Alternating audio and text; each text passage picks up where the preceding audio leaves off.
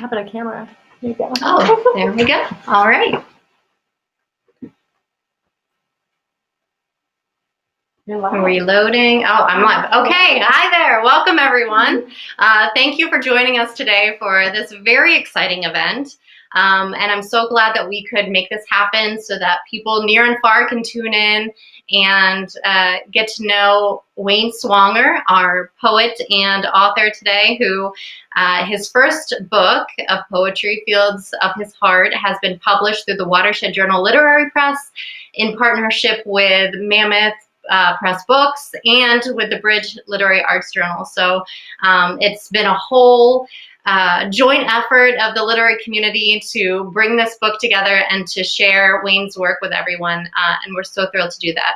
So tonight we're going to have a couple things to look forward to. One, first and foremost, will be a reading by Wayne Swanger, who is here in the building right as we speak. So he'll read some select poems from the book. Then we'll do a little bit of a discussion, he and I talking about his work, his inspiration, his experience with publishing, and all of that. And then we'll have some time for everyone joining us remotely to ask questions, share your comments, your thoughts, your well wishes as Wayne embarks on this new adventure in publishing. So I'd like to introduce, first of all, I'm going to tell you a little bit about Wayne for those of you who are encountering him for the first time. I feel like I personally have a special connection to Wayne. We realized after we started, joining up with the writers group together and meeting through our writers group, that we have something really special in common, which is that we were both raised on the same street in Mechanicsburg, on East Cooper Street, on the same block. At different times, but it's really an interesting connection. And the connections go on from there. It's really been fun to see how our lives have kind of run parallel and intersected at points in really cool ways. So Wayne's originally from Mechanicsburg. He went to Shippensburg University, where he received his bachelor's, then Lehigh for his master's, and Penn State for his PhD. He's had his poetry published in the Watershed Journal, the Friends Journal, Tobacco, and the Bridge Literary Arts Journal.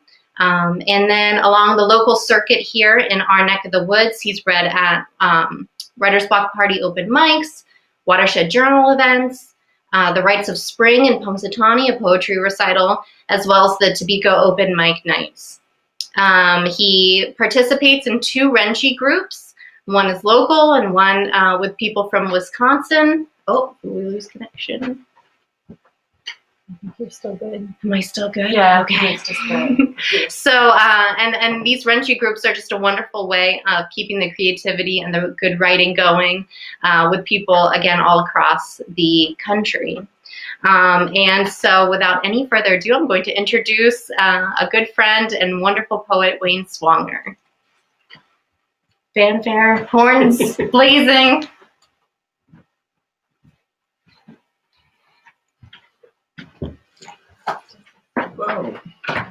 Hello. This is a little bit unusual, but I welcome all of you, and I'm grateful for you joining in tonight. I had selected a number of poems to read, but I think I've made an abrupt change here. The introduction that you heard Jessica asked me shortly before this airtime about my background, and of course, she mentioned my degrees from Shippensburg and Lehigh and Penn State, and she looked at me and says, "I didn't know you had a doctorate. Do I have to call you Dr. Swanger?" And I said, "No." But this is a poem that I wrote that kind of addresses that issue. It's called Outed. Oh, are you really one of those? I hear it still. I stood naked, my cloak of obfuscation dropped and rumpled around my ankles. For 2 years, a surreptitious identity was hidden by a calculus of concealment. My identity reviled, but not revealed until that morning. A winter morning, cold and brittle. Our shovels kept the rasping rhythm as we labored together, elbow to elbow. Family news, banter, laughter filled the air.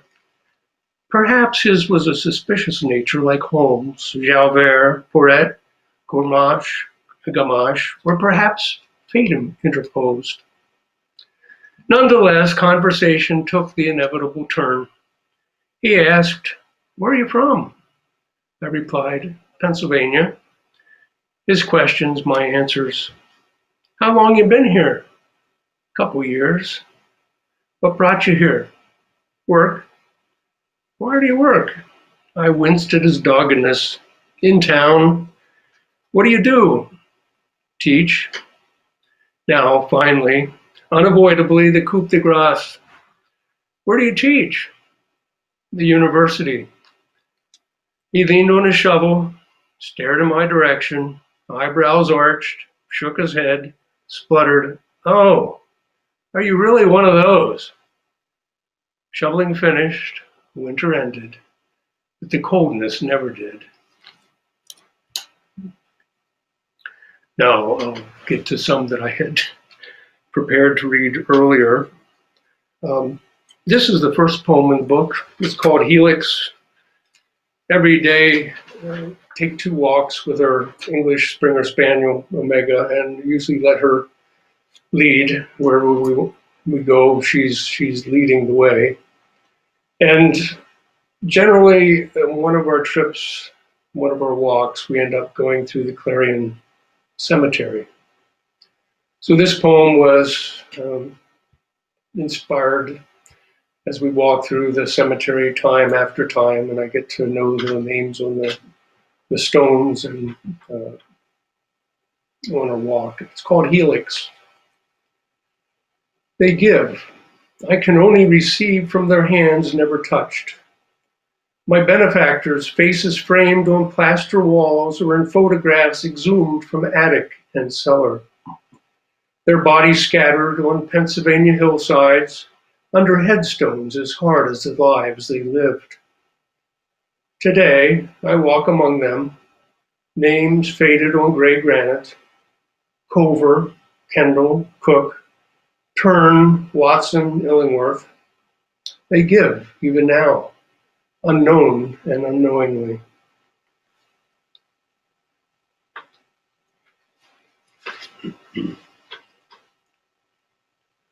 This poem is one about PTSD. It's a story of estrangement, suffering, pain, strength, reconciliation, redemption, perhaps even resurrection. It's called Jubilee. Flee to the south, come fall, abandon the nest, neighbor and all. Sprawled on a bed of disaster, awakened by the unfamiliar, alert now, he listens closely, hearing only a truncated echo. Flee to the south, flee to the south, flee to the south. The disembodied voice, a welcome relief from nightmares of helicopter gunships, gaping wounds, bodies stacked as cordwood, collages of death and destruction that had awakened him for years. And more recently, night terrors of his life's reality. Love lost, locked doors, filth, emptiness, and madness staring back from the bathroom mirror. Court documents served as benchmarks along his path of self-destruction. Divorce papers, protection from abuse order, involuntary commitment. The voice in answered prayer, although not his, for he had not yet learned to pray. Staring into the abyss, considering the unthinkable, he obeyed. Flee to the south.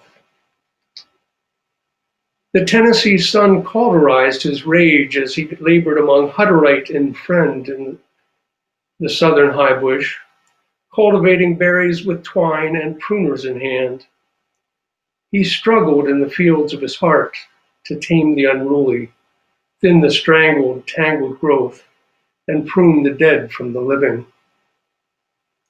His sweat a sweet unction for gall and malice. Over time, knowing forgiveness in the fragrance of blueberries.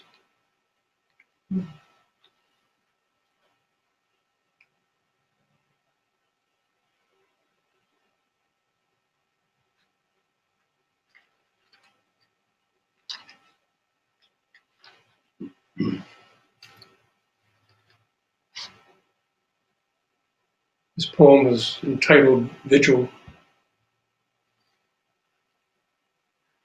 Amazing how quiet a Great Pyrenees can be when death approaches. Her lumbering tread imperceptible but for the barely audible sound of untrimmed nails on wooden floor. She moves sparingly, instinctively to find a vantage point. When satisfied, heaves a heavy sigh as she heaps herself into a white mound of fur and faithfulness. This steadfast sentinel holds vigil by bedside. Listening this night, the Great Pyrenees hears, but is not stirred by the clock's constant cadence, calibration of a life passing.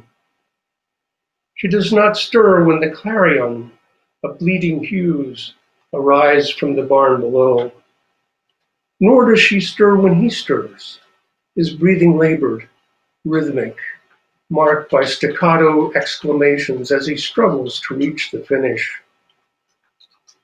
Amazing how loud a Great Pyrenees can be when breathing ceases and death departs. A doleful bark, thunderous, echoes through the house, awakening everyone but the dead.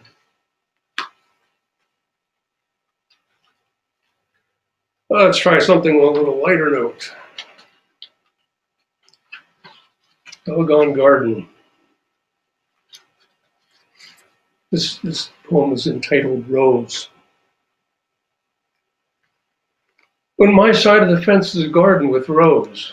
Well, sort of rows. Widths and lengths vary, never straight. At night, plants escape, seeking space and open walkways, avoiding foot and hole. They do no harm in their beauty and desire to seek sunshine and adventure. In the light of day, I let them be where they are. It humors me.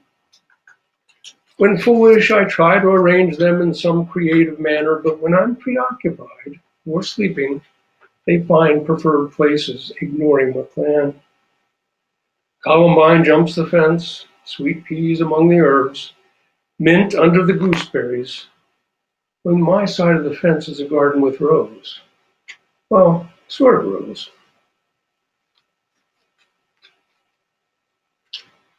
Hope I'm not going too fast. You're doing great. I'm used to seeing heads plop on their desks when I'm lecturing. So I can't see you, so I don't know what you're doing.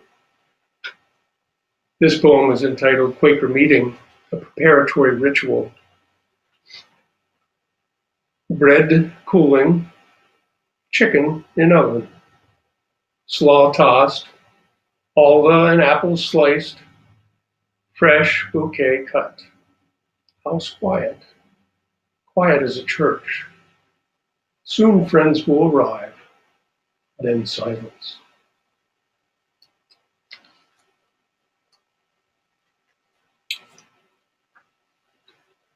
This poem is on the Watershed Journal website. There's a full issue that's posted there, and I know a number of you have seen this. I heard this one mentioned many times by folks who were not farmers, but seem to remember this poem. It's called The Milking. Leaning in deep, with ease, he assumes his work as one might put on a suit of clothes, casually, unconsciously, capably. Adjusting the stool, he presses his head to the Ayrshire's flank, reaches beneath her bovine bulk, seizes two teats suspended from her swollen udder, and commences the symbiotic ritual performed in this old barn for generations. The galvanized pail, set below her hindquarters and between his knees, fills steadily, as his sinewy hands, powerful and short, pump like pistons. The muffled murmur of flowing milk soothes milker and milked alike. Eyes open and close languidly as they relieve one another of their burdens. More? One more?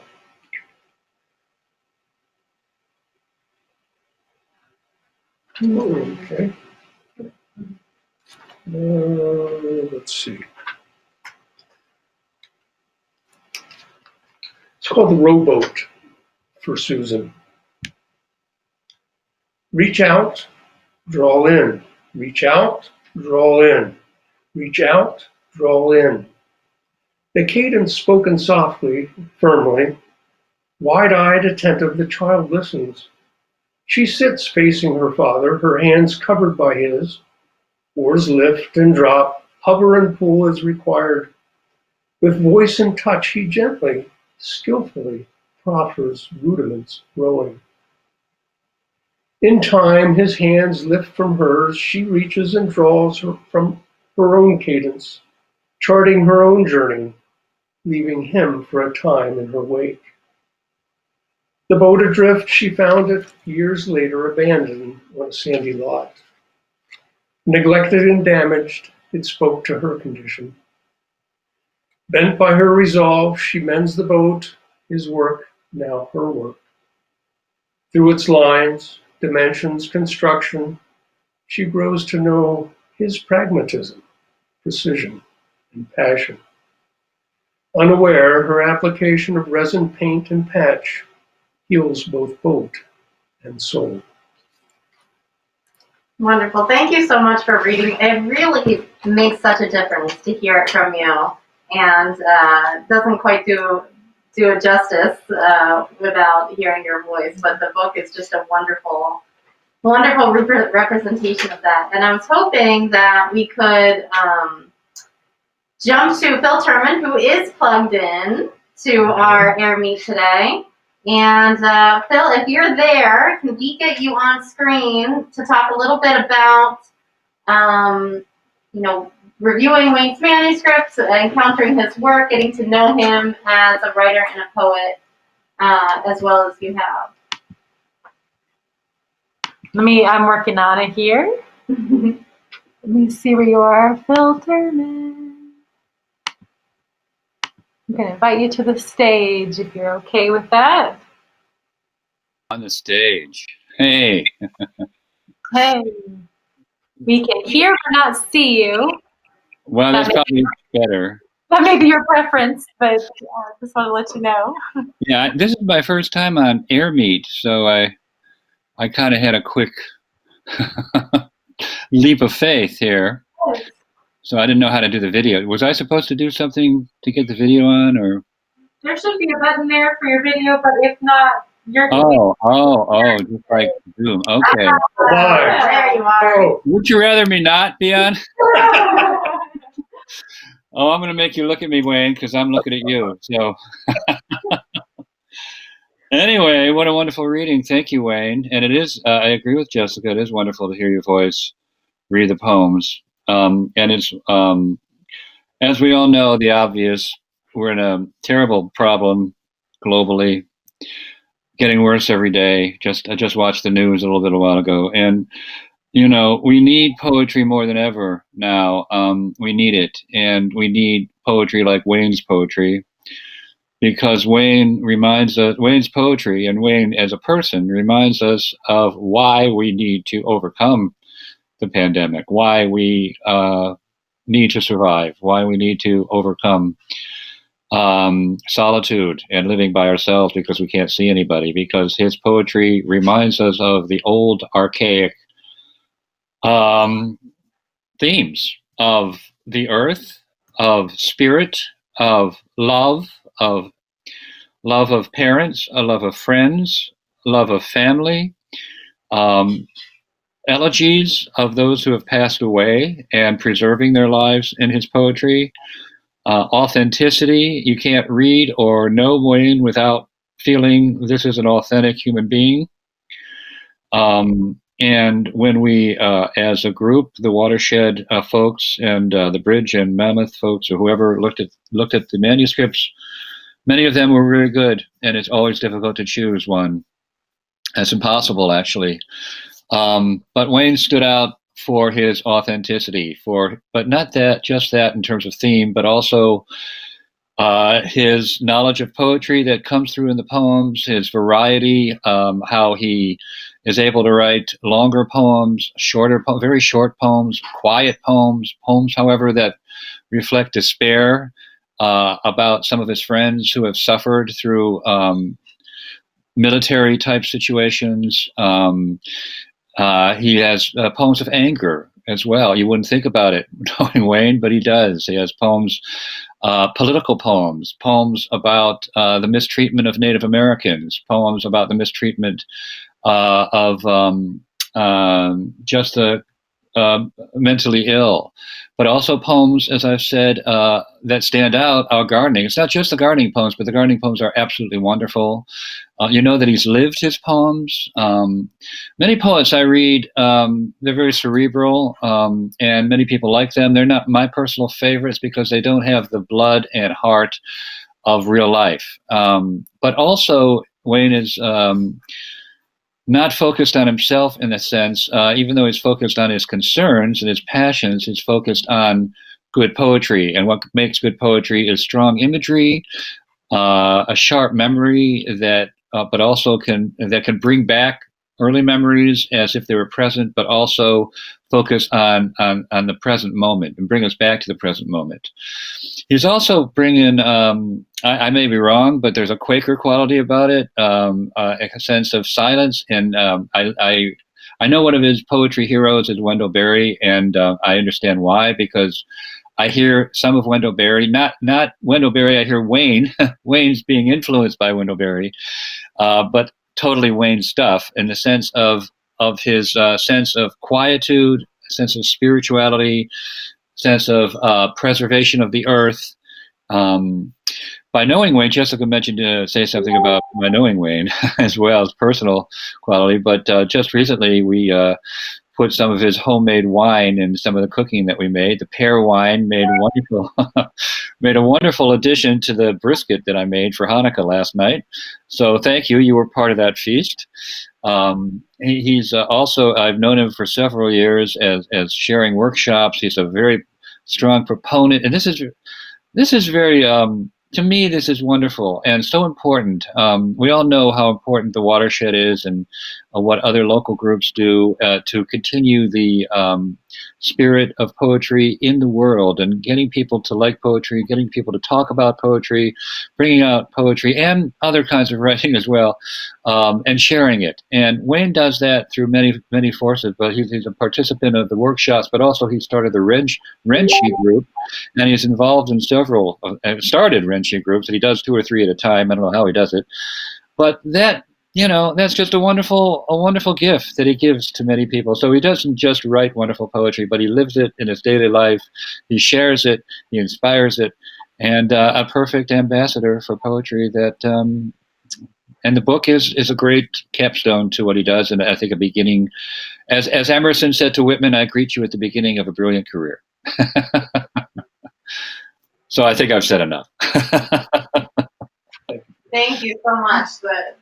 Right on, and wonderful words, wonderful insight. I know we've had many terrific discussions with the publishing committee about Wayne's poetry and how it moved us, how emotionally moving it was. And so I wanted to take a little bit of time to talk with you, Wayne, while you're here with us and with all of us. And so many people have tuned in to this book launch, which is a wonderful testament to your work and your reputation as a poet and the way you touch people in that way. So let's start with talking a little bit about compiling poems for this book. You probably have poems that you've written long ago. You probably have poems that you wrote very recently. You might have even had some poems that you wrote to add in to develop the manuscript. So how did you go about choosing, how did you want this book to kind of represent themes or qualities of your work and what's important to you? Well, I really don't know much about poetry, to be honest. I'm not a trained poet by any means, and in some ways that works to my advantage. But then when I try to talk about it, it's difficult because I don't know the terminology.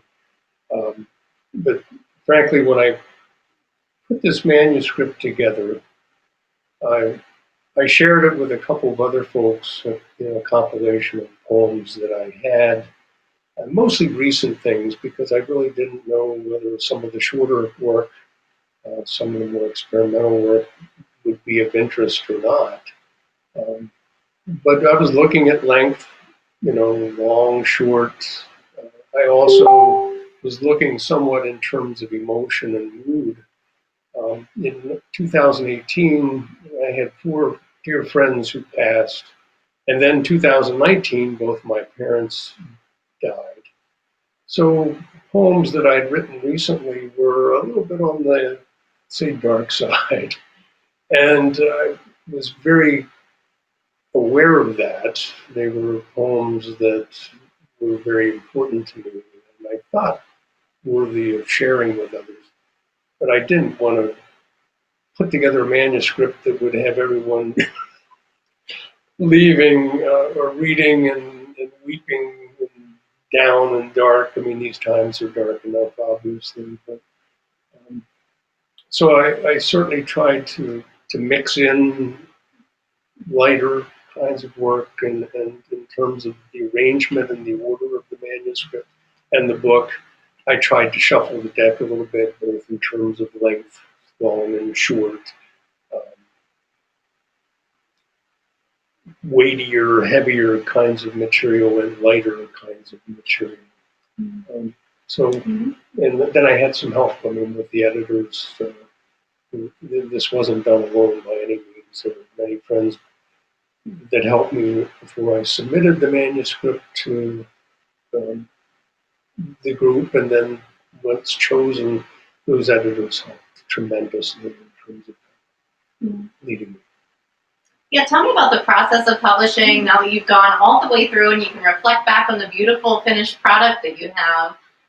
What were some of the things that were unexpected about the publishing process, or maybe advice that you have we've got a lot of writers who have an ambition to publish a book or in the process of it. So maybe some unexpected things, maybe some advice that you might have. Well, I really didn't think I had I didn't think the quality was here to be in the running for, to be selected.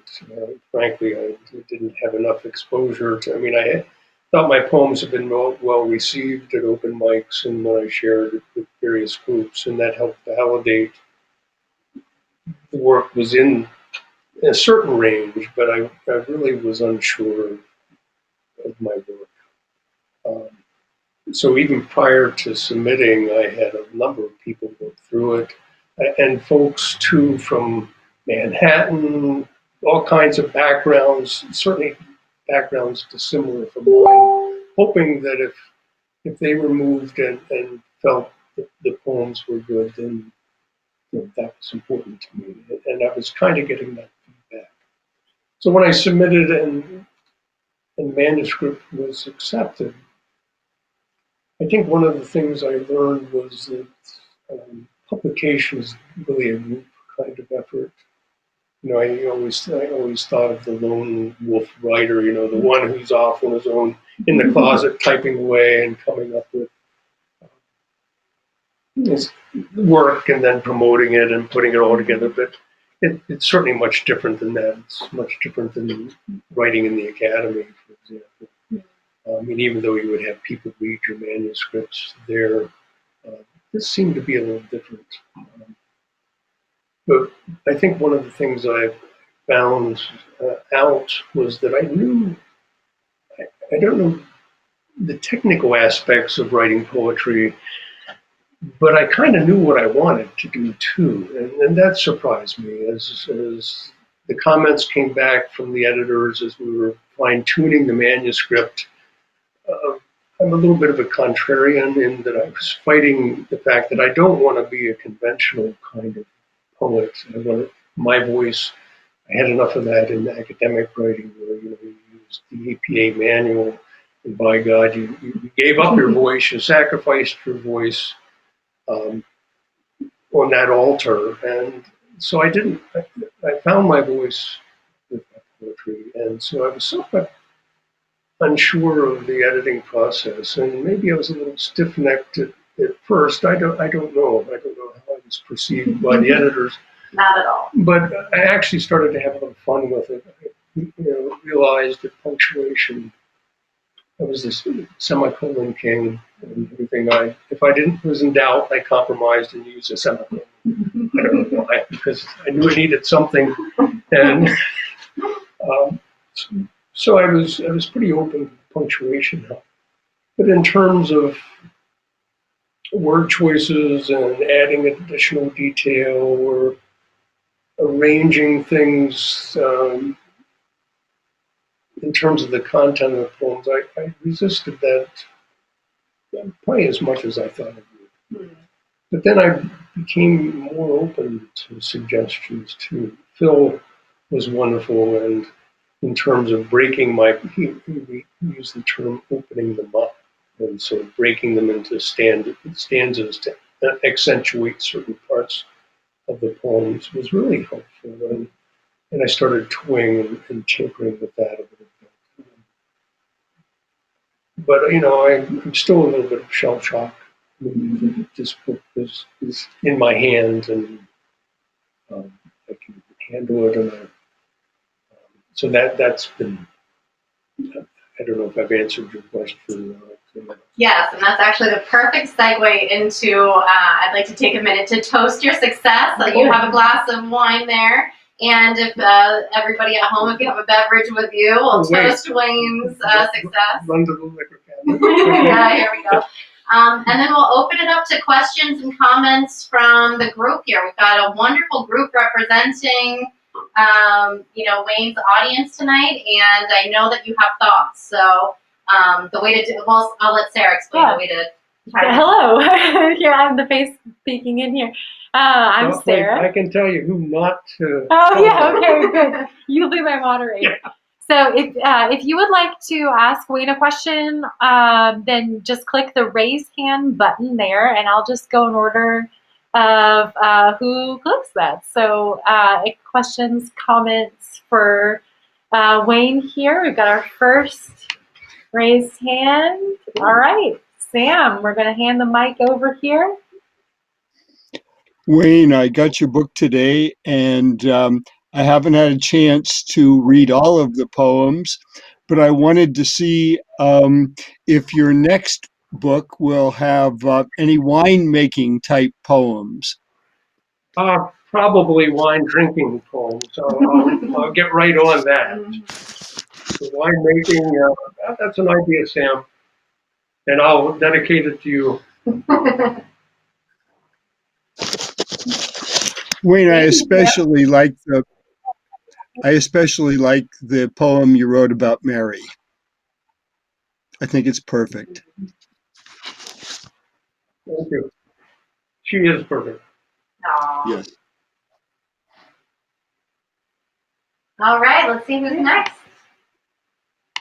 All right, who else has questions or comments for Wayne? And you can choose to be on camera or not. Just click the camera if you want to. TS, there you are, TS.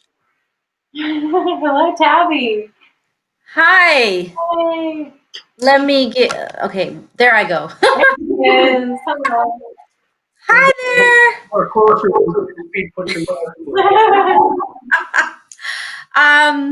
Wayne, congratulations on this first volume of your poetry, and I'm sure we're all looking forward to many more to come.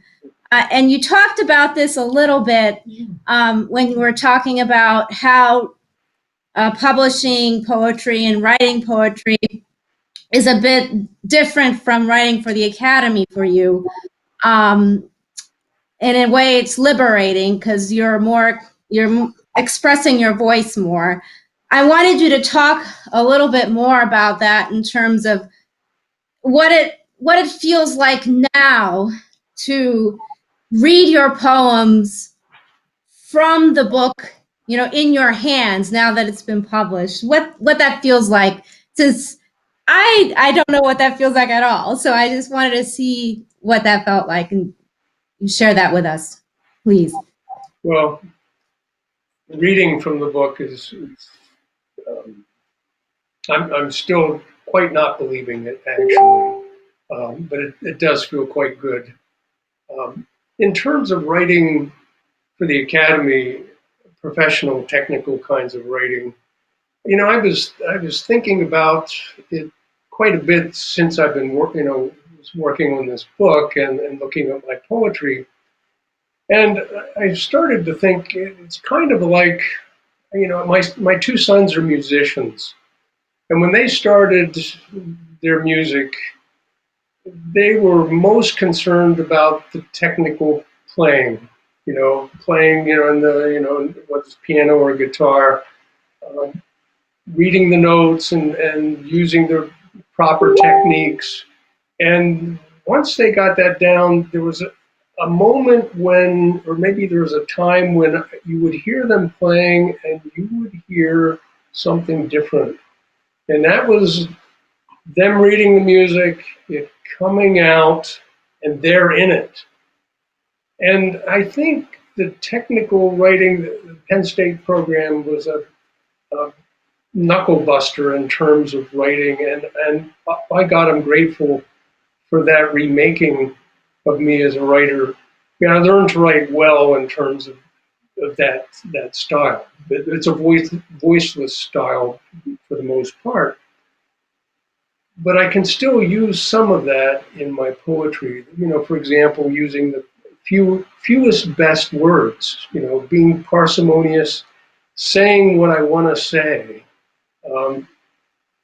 And that writing has helped me do that. But what I've done also is I've been like my sons in respects. I see something, it comes through me, and then my poetry, I'm interpreting it for others.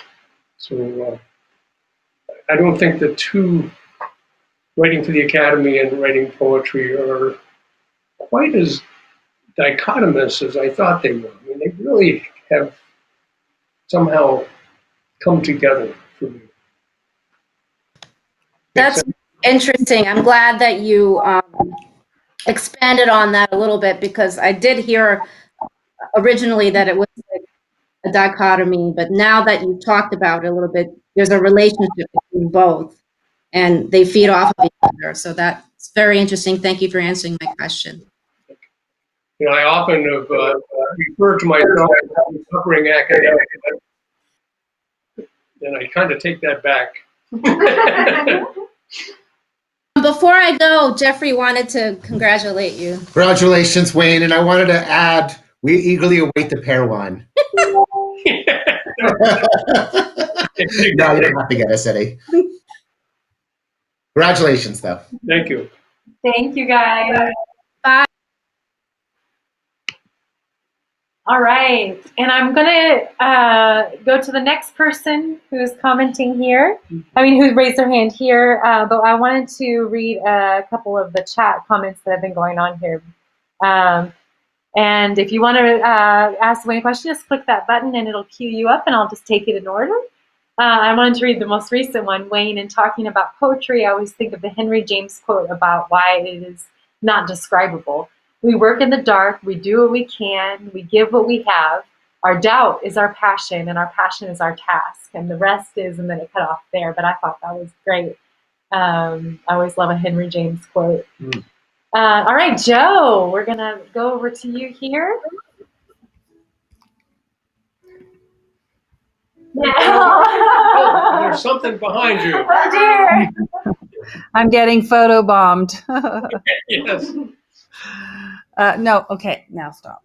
Well, congratulations, Wayne. We really enjoyed your reading. It is lovely when you read, the sound of your voice and the weight that you give certain words that I might not have given as I read really adds so much.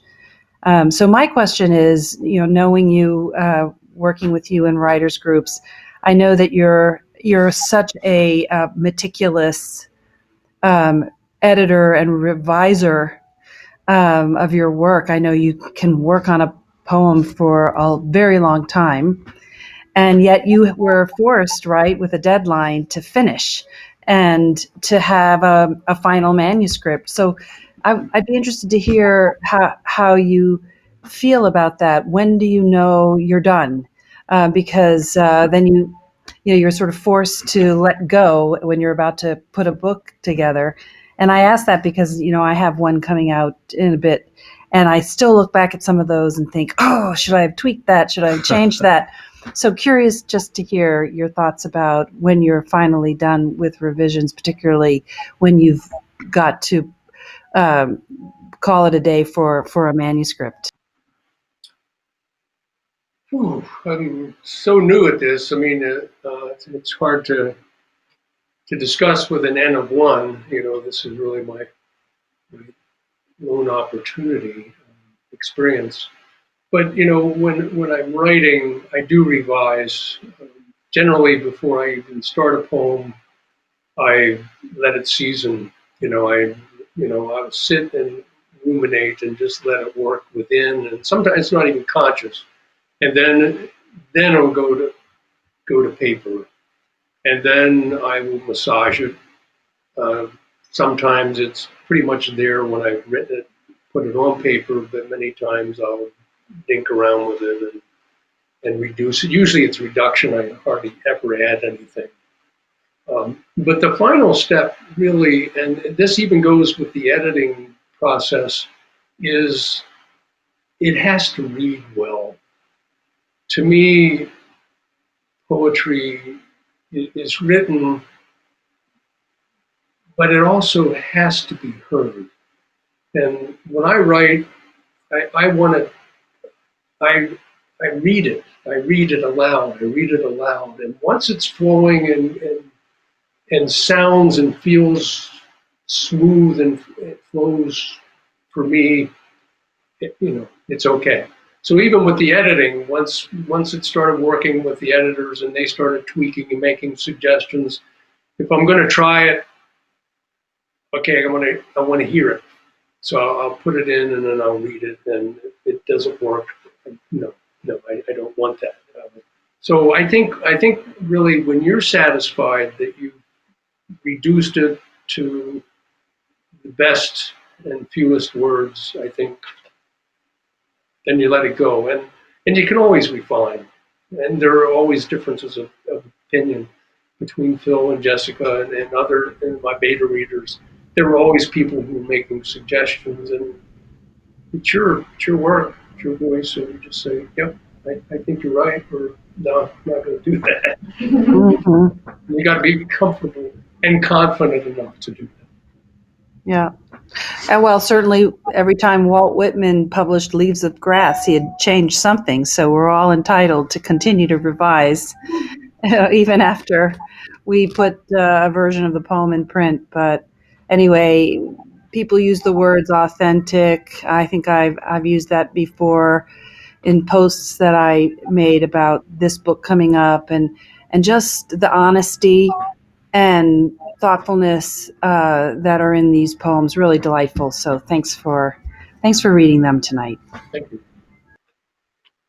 Thank you, Joe. And then we have a question over here that I wanted to jump over to for a minute. We'll go back to the raised hands. Thank you for sharing your poems. If Wayne, PhD, was at times difficult to carry, how about Wayne, the poet? Oh, yeah, that's tougher yet.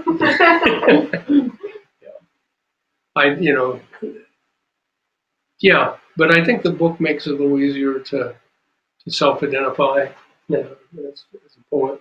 And in some cases, I think at this point, I feel less an imposter identifying myself as a poet, as a PhD, than I do as a PhD. Thanks, Joe. It's good to hear from you. I'm glad you joined us. Good deal. And then just a couple comments from the chat here. N of one, the academic crept back in. Love to hear your voice in your poems and in person tonight. And then Wayne, it's been such an honor to be invited to this reading. Congratulations. I was a student of yours back in 2004 to 2006 at UW Oshkosh. Such a lovely evening hearing your voice again. You certainly have a gift, and I have shared your teachings many times. Wonderful. Yeah. So we'll go to the next. So Jen, you're next. Coming on up here. Okay, and I'm trying to turn my camera on. That's the difference, Jen. Joe actually stole my question, but what I was going to say, Wayne, is that every conversation I had with you was just so reassuring, and you've had this calmness and this clarity when you talk to people. And so I was curious, like Joe was, about your process, because I could imagine that when you're drafting, that your drafts are beautiful, and you would have a hard time, I guess, figuring out, what more.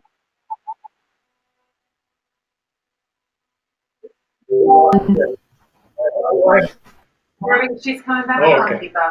What? Well, I hope you can hear my response, Jen. I forget what the question was now. She's asking about your process, Oh, and just how she imagines that your poems are born pristine, and that then you have to go in and edit them. But how do you feel about the progression of your poems? Well, like I say, I use a process. I just call it seasoning, and I let things work, and I don't try to force my writing. When I do, I'm terribly frustrated, and I find that if I just kind of let it go a little bit, it will kind of form in here. And when I start writing it oftentimes will just flow, and then I'll reduce it to the fewest, best words, and I will read it orally, and I'll know when it's done. It will just feel like that's what I want to say. That's what I mean to say. It sounds very beautiful. So,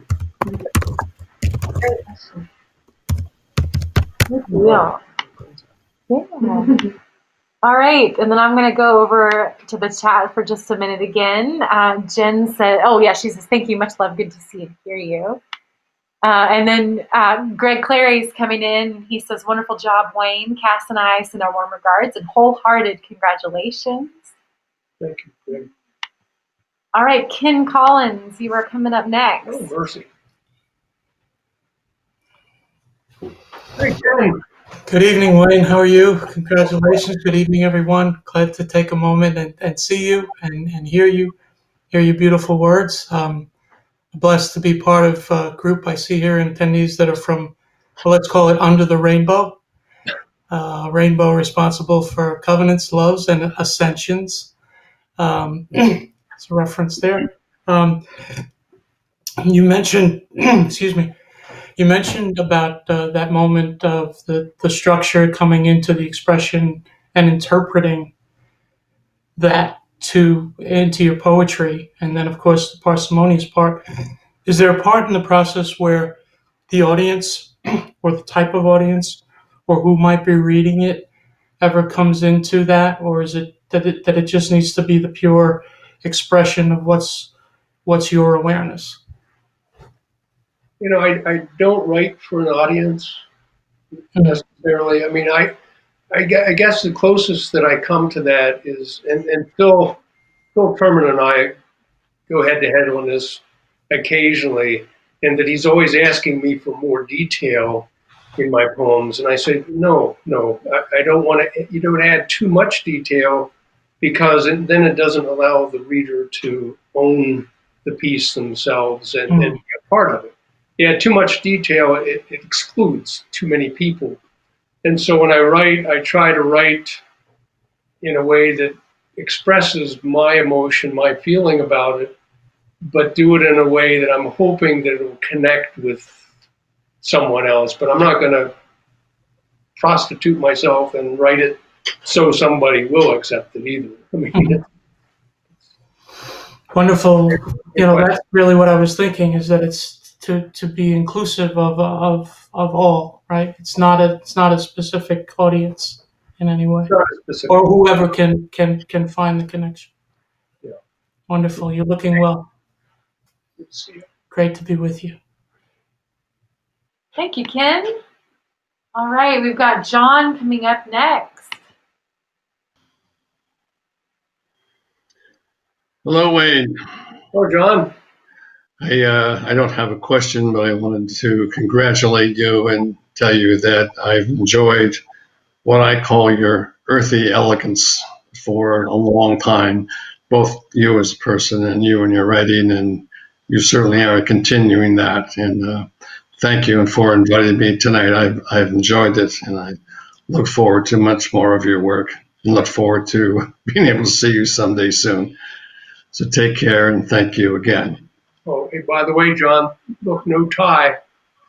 I did notice, but I'm surprised by the coat. Same one that I interviewed in a Clarion. I believe that. Good one I own. Take care, my friend. Thanks, John.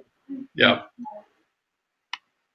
All right, if we have any more questions, I believe we have time to take one or two more.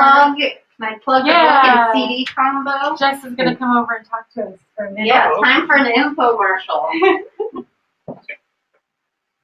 All right, I just wanted to show everybody that here at Watershed Books in Brookville, and I know some of you are near and far, so I'll talk about ways that you can get Wayne's book, but at Watershed Books, we're at 108 Main Street.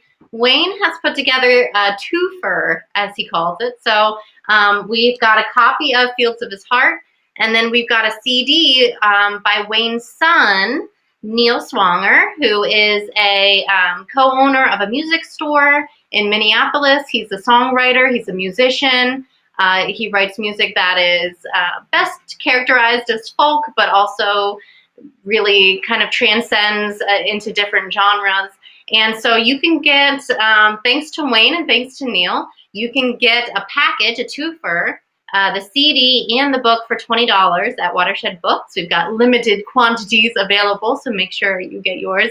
And we'll have lots of ways in the coming week here to work out remote, curbside pickup and ordering. And Sarah and I have been working really hard to figure out a way to do that for you guys. So details to come on that.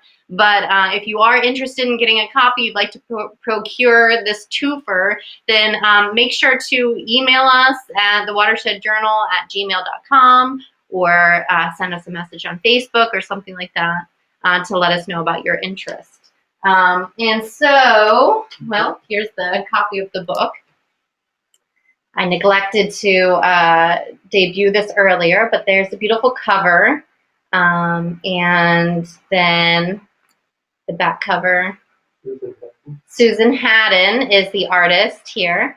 And and then Sarah Rossi did the design work here. So wonderful collaboration. And Wayne was very helpful in, providing input so that the cover really, represented the type of simplicity and pastoral, vibe that the poems come through with. And also wanted to mention, for those of you who are not local, thank you again so much for joining in. And you can find Wayne's book on Amazon right now. It's available on Amazon, and we're hoping to get it on Bookshop. We're still working on, we're still working on getting a bookshop set up, but it should be up there at some point here soon too. So yeah, those are the ways. Oh, Art Funkels and Clarion also has Fields of His Heart available. And if you wheel and deal with John Miller, he will come up with all kinds of promotions for you. So so make sure you stop by there too. It's a great excuse to visit John. All right, and so we had a couple things come through. We have one question, two questions, and then, Yes, one question, and then we have a request. There's been a mass. I'm not going to sing. Well, there's been mass hysteria. The crowd is going wild. They require one more poem. So the question that I have for you, we have Peggy Zortman saying, "Congratulations, Wayne, attaboy." We have a whole thing happening here with people requiring grandma and granddaddy. Apparently, Emil wants to know where grandma is, granddaddy, and here's grandma watching from home. So everyone wants to know what's there. We go. Get the light out of there. Oh, okay. Good. And then so we'll go back to the question. All right. Have you written about your days in teaching, or does most of your work address rural experiences?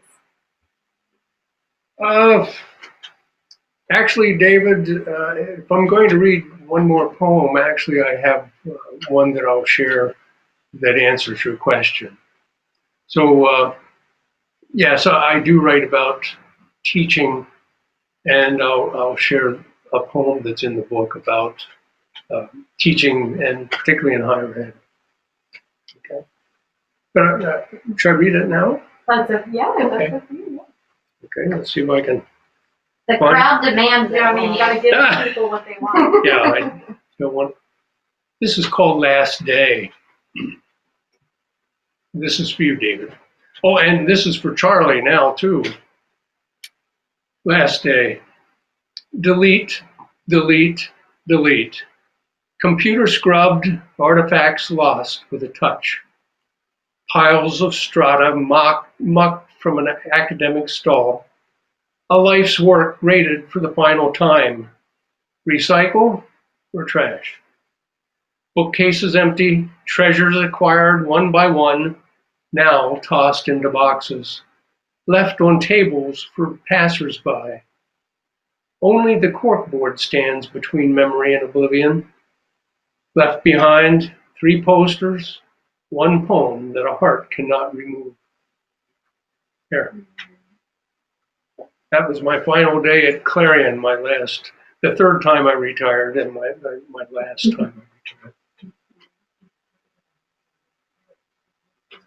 retired. But thanks, Greg, for coming, Dave. Thanks for viewing and contacting Tom and Charlie. All right, any final comments or questions from our group here tonight?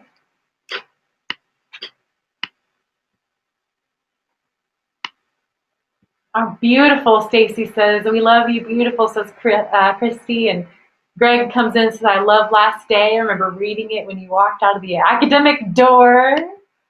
And then, of course, more people Susan said, going for the poem. What's Susan? Sorry, oh, yeah. She wanted to hear you read. Well, good deal. Wayne, if there's anything you wanted to say in closing, we've got a great group of people here. Thank you, everyone who hopped on to ask questions, who commented. Thank you, everyone, for being here today. And Wayne, I'll let you close this out. Well, thank you. I really appreciate you checking in and being a part of this. This is kind of awkward with the lockdown and the pandemic, but in a sense, what else are you going to do Friday night? But no, thank you very much for coming. Thank you for listening. Thanks for your questions. And in a sense, you're all friends and former colleagues and family, and you're all in that book in one way, shape, or form. Thank you very much. Oh, beautiful. Thank you. Well, everyone at home, if you want to hang out, I'm going to end the session here, but if you, I'll leave it live. So if you want to kick back to the tables and video chat with other people who joined in today and keep the party rolling, feel free. But thank you again for joining us. And we're looking forward to Sunday. We have David Dreyer, and then we've got our workshop and Writer's Block Party meetings coming up. So anyway, love you guys. Stay safe, and we'll see you next time.